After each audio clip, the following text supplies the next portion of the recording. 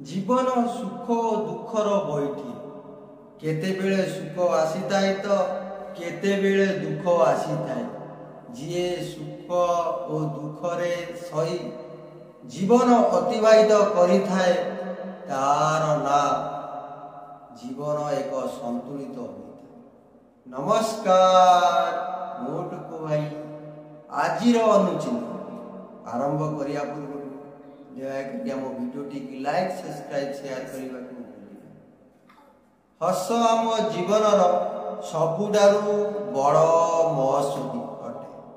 पिला बेले आमे बिना कारण रे मन खोली हसी था आउ बड़ हेला परे असल कारण को लुचेबा को जाई हसीबार अभिनय करिता।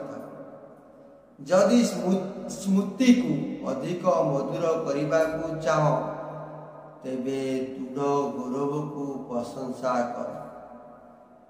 कार्यभार कार्य लाभ लाघव करिबा पाई सर्वोत्तम उपाय हेला यथा संभव कम भूल करिबा।